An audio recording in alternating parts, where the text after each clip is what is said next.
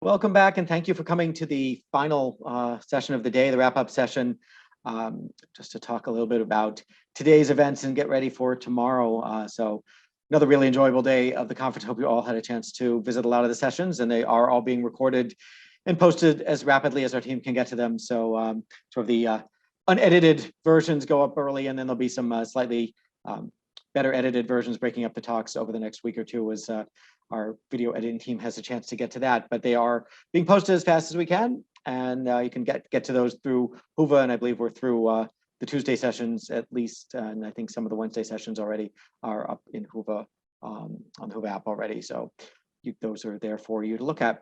So a couple themes that emerged, kind of were made clear today. One thing that came up in several talks was, the need for change and the work that it takes to get people to change. There's a story that I tell in some of my talks that's an old story from like the 1950s. So it's kind of this old time story, but I'll tell it here. It kind of makes an interesting point. And it's about a family where they're making a roast for dinner, and the mom of the family who's doing the cooking in this old time 1950s story cuts off the end of the roast, puts it in the oven, cooks the roast. And this is always how she does it. And so, one of the kids asks, why do you do that? Aren't you just kind of wasting some of the food? Why would you cut off part of the meat and then cook the rest and just throw out part of what looks like, perfectly good food? Why would you do that? She thinks about it. She says, yeah, that's just how we've done it. I don't even know why we do this. It's what I learned from my mom. That's how we've always done it. And she asks her mom, and why'd you learn to do this? And her mom said, that's a really good point. I don't know. Let me ask around in the family. Where did this come from? That's been the family tradition. You take the roast, you cut off the end of it, you throw a piece out. It's just what we do. It's a good point. It does sound wasteful. Hadn't really thought about it. It's just what we do. And finally, she found the roots of the family story, which was that in the previous generation, they had a really small oven. And so the entire roast wouldn't fit in the oven.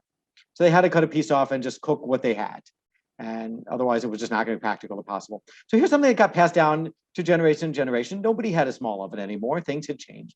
They had rooms to do things better and differently. But you fall in the habit of doing things the way that you learned. You sort of have an emotional connection to the way it is. So sometimes you kind of want to, take some time before you step away and try something different. And we're in many ways at that stage in the online learning world. There have been things that we've been doing for a long time now that haven't necessarily caught on as much as they should. There's new technology that gives us the opportunity to do more. And when you think back to one of the things David Kelly said this morning about change in organizational learning, and he said, well, people ask me what organizational learning is going to be like in 3 years, and I say, well, what's it like now? Because it's not going to be that different, because change takes time. And he's absolutely right about that, especially within an organization. But I think we have the opportunity now, especially the people at this conference, to really try to speed that along, right? To be the people who bring about change, show more interesting demos, invent new things, talk about them, publish about them, write about them, come to conferences about them. And obviously, that's what you do, that's why you're here. But we're working hard, I know, on our end also to publicize the work even more and to a larger and more mainstream audience, because that kind of gets to one of my other points to come up in another talk just now, which is there is a perception in the public after the pandemic in some areas that, online learning isn't that great, because to them, online learning means what they saw their kids go through in school, where they went through, all of a sudden they were pulled out of school. They had to do school, but on Zoom. Nobody had time to prepare. The kids didn't have time to prepare. The teachers didn't have time to prepare an appropriate, differently designed online learning experience. They had to do the best they could, and that's all anyone could do in these times. That's really all anyone could do. But it does leave the public perception of online learning as not necessarily being accurate, right? Like there's a lot of online learning that is not remote instruction that had to get done without any preparation time because we had a pandemic and it was an emergency. That's a very small percentage of what online learning is and can be. And so we want to keep managing the public perception as well. And that's also what we're trying to do in this conference is, these are new ideas. These are interesting ideas. These are things that are successes that are out there that maybe don't get enough publicity. And we have a chance here at this conference to continue to publicize what online learning can be and how we can create new interesting experiences that are based on progressive learning techniques that are problem-based and all of those things.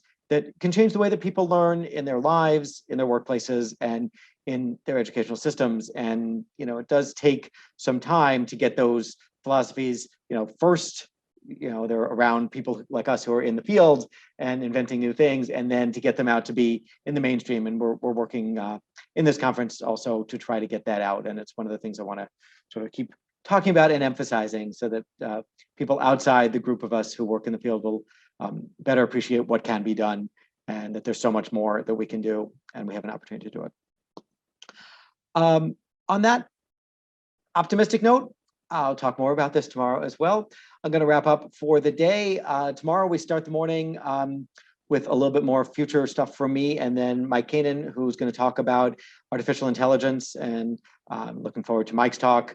Mike already has a book out on AI and has a lot of experience and a lot of things to share with us about AI, and then we'll be able to bring that on to the future of learning. And we've had a panel discussion tomorrow with a number of people that I know well, and we'll be talking about that in the afternoon. There's also another panel discussion from a group I know in Munich, and on and on and on, and then closing with the announcement of the International E-Learning Association Academic Division Award winners. So a full day to look forward to tomorrow. Looking forward to it. Please check out the podcast pre-interviews when you get a chance. Those will be posted on social media shortly if they're not already. Thanks again for another great day. One more full day to go with a lot of interesting conversations, and hope to see you all again tomorrow. Thanks once again. Have a great rest of your evening, wherever you are, evening or night. And thanks once again for being here. We're looking forward to more tomorrow, and I'll let you go for the evening, and we're going to wrap up for the day. Thanks again. Bye-bye.